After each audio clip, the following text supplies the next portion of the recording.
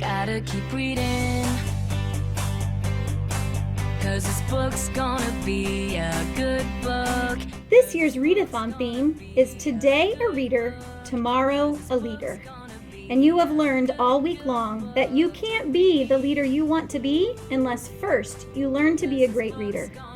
Your teachers harp on you all day long, every day, to point with your finger, to sound out the word, to think about the character and how they felt. And while you might get tired of hearing those reading lessons, it's all about preparing you to be the very best at what you choose to be when you grow up. Hi, my name is Claire. I'm in 2nd grade, and I want to be a vet when I grow up. And I have this book, and it's about being a life of a veterinarian. And I'm going to tell you some facts about being a veterinarian. Some vets have to come in at night and check on the animals. And some other vets have to go out to farms for horses and cows and them.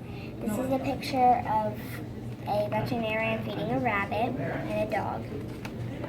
So yeah, bye. Hi, my name is Solveig Webb, and I'm in Mrs. Sauer's 5th grade class. Whenever I grow up, I would like to be a teacher. In this book, and the main character goes to Avonlea, and she becomes a teacher at a boarding school. So it just tells a bunch of stuff about how it is to live in a boarding school, or just like the things you need to know whenever you become a teacher. Because there's bratty kids and really sweet kids, and so I got inspired from this book. When I was a kid, I always loved to be active and to play games and run and play, and I loved how my body felt so strong. And because of that desire, I decided to go into education and be a PE teacher because I wanted to share that love for fitness with you kids. And to do that, I had to go to school for 4 years to go to college, and I learned all about books. And I used these books to come up with games and activities to teach you guys.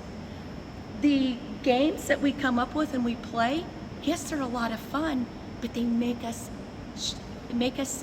be fit so that we can feel healthy. I'm Jonathan, and I want to be a photographer when I grow up.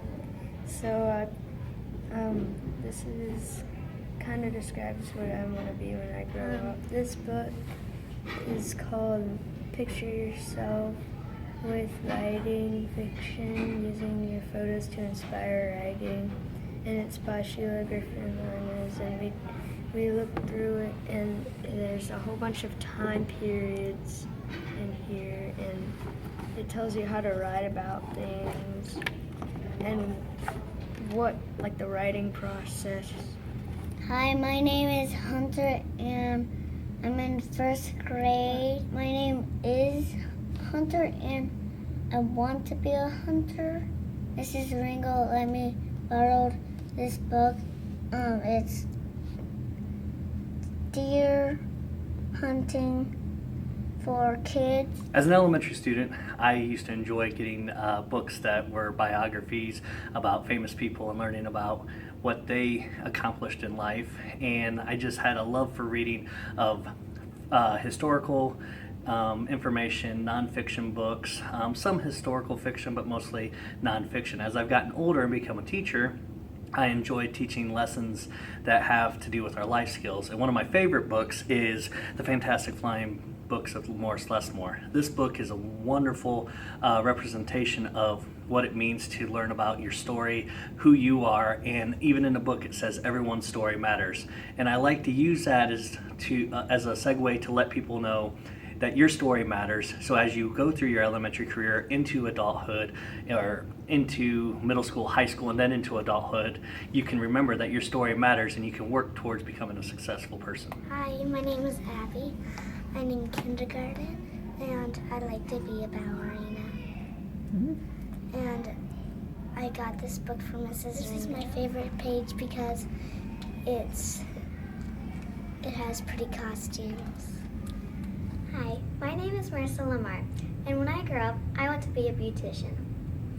I read a book called Science Fun with a Homemade Chemistry Set. When I read it, it tells me what will happen if I mix the chemicals in a wrong way. Hi, my name is Kayla Gottfried. I want to be a vet when I grow up, and this book inspired me because I love animals, and this book is mostly about animals. It tells you how to do a blood sample in here. Well, you have to go to school for 4 years to be a vet. Hey Falcons. So here's a secret you don't know about Mrs. Lunsford. When I was a little girl, I used to play out on the deck in my mom's high heels and in her fancy dresses, and I would pretend that I was teaching a classroom all of my own. I would even use tape to put papers up on the side of the house and pretend like it was my bulletin board. I can remember my dad would say, "Who is she talking to?" I think he thought I had lost it. But even then, I was preparing to be a leader, preparing to lead a classroom of my very own and be a teacher. And I started to read books that would teach me about how I could do just that, like All I Really Need to Know I Learned in Kindergarten, or What Great Teachers Do Differently. And I learned what it takes to be a leader in the classroom. Now, I'm not a teacher anymore, at least not a teacher of students. My students are a little bit bigger these days, and I still have to read in order to lead. But now my books are a little bit bigger and a little harder to process, like Best Practice in Instruction, or Amplify Your Technology, or What Successful Principals Do. Any leader has to be a reader. That's where it starts. So the next time you crack open a book, or your teacher asks you to put your finger under the first sound, don't give her a nasty look. Because friends, they are turning you into the leaders of tomorrow. They are turning you into the chiropractors and the university presidents and the sheriffs of our community, or the leaders of the Chamber of Commerce.